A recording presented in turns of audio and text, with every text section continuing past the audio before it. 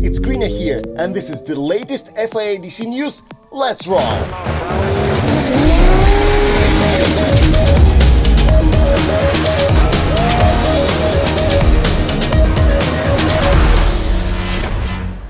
So, we're here to keep you updated about the preparation for the first ever FIA Intercontinental Drifting Cup to be held in Europe. It will take place on the 12th and 13th of June at Bikernieki track in Riga, Latvia. Only 1.5 months is left until the race, and the number of entries received from the drivers has exceeded 40. In the previous video, I began introducing the judges of the FIA Intercontinental Drifting Cup, and I'm gonna continue today. Let me introduce to you a member of all the FIA IDC judges boards since 2017, when the electronic scoring system still required some interpretation from experienced drifting judges. He has been a regular judge of the American Formula Drift since 2011. He's the man who established the rules followed by the majority of the world's drifting drivers, a legendary person in the global drift community. Canadian judge Ryan Lantain. And as usual, I have several questions to ask our experienced judge. Hi Ryan. Hey everyone, and thanks for having me on, Grinya. The United States happens to be an isolated motorsports market, but drifting has changed the situation. Now drifters from Europe and Asia come to compete in the US. Just like you, other judges also come to work at European Drifting Championships. What would you say about the reputation of FIA IDC in the US and Canadian drifting community? The US is its own little bubble when it comes to motorsports. Of course, we have NASCAR here, a lot of the dirt track racing, the different road racing series and oval, such as IndyCar. So all of that stuff is very US. Now, how we see the FIA in generally we see it as very European. The FIA IDC, on the other hand, I think the US drivers had seen as a Japanese event up until now, since it was held for the first 3 years in Japan. Now, we're of course hoping that this new move to Latvia is going to really make it a more international event. You can see the driver entry list is extremely strong right now, with drivers from many different countries in Europe and Asia, and some world champions as well. So I think that's going to have a big effect on how we see the event, and I think a lot of US fans are probably used to seeing events at Riga's beautiful track, Bikernieki. It's a pretty aggressive, fast, and dangerous track, and we've seen events such as the HDK Challenge there, and we've also seen Drift Masters online from that track. So it's one that I think Americans will be a little bit more accustomed to seeing, and I think that, like you said, a lot of the drivers that have come from the international venues, countries to the US to compete, have really introduced a lot of the American fans to drivers from all over the world, and hopefully this FIA IDC is going to do the very same thing now that it's going to be in a more European country, run by a different organizer as well. So really looking forward to this one.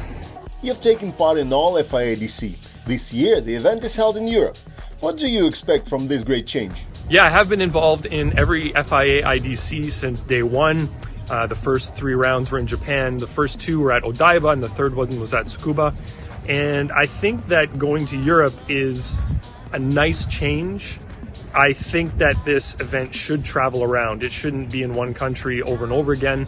It is an international event, so I'm really happy to see that we have moved to a country like Latvia and a venue like Riga's Bikernieki racetrack, which is right in the city center, but in the forest at the same time.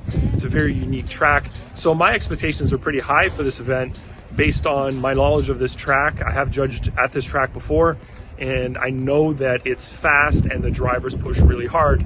So I think it's going to be a great change for the FIA IDC, and one that everybody's going to love watching. Bikernieki is a hard and demanding track. What do you think will be the greatest challenge for judging at FIA IDC 2021?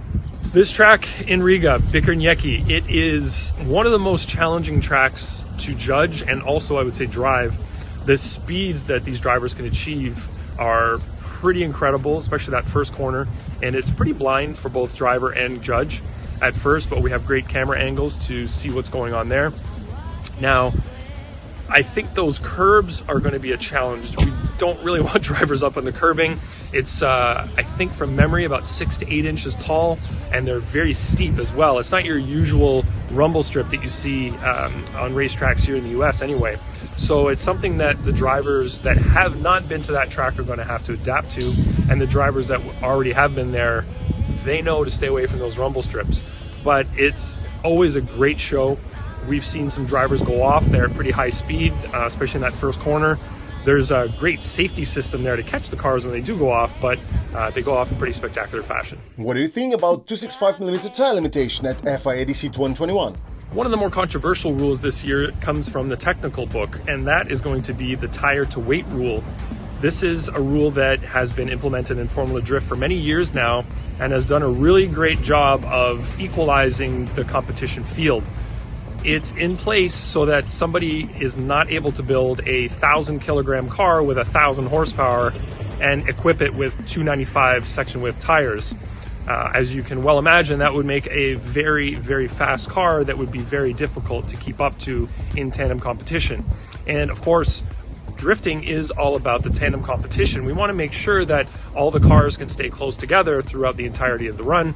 That way everybody has a fair chance of moving on to the next bracket position. Now, we want to make sure that nobody builds a very fast, very light car on a very wide tire, and by implementing this rule, we are limiting a certain amount of weight to a certain tire size.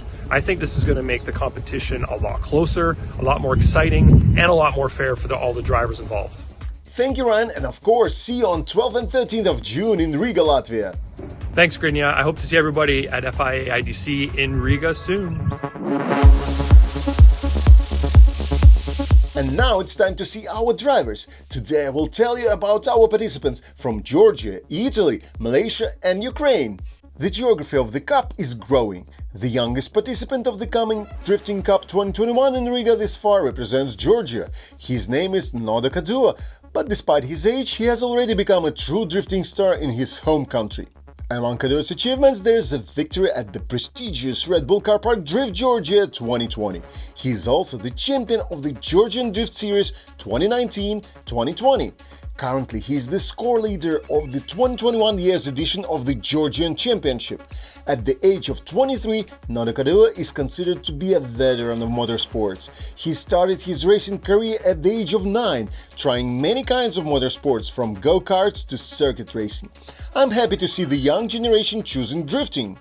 This is the kind of drivers who should represent their countries at the FIA Intercontinental Drifting Cup 2021 in Riga, Latvia on the 12th and 13th of June. But what are the specs of the Georgian drift car? This is a popular 6.9-liter stroker LS-powered BMW, very common for drifting.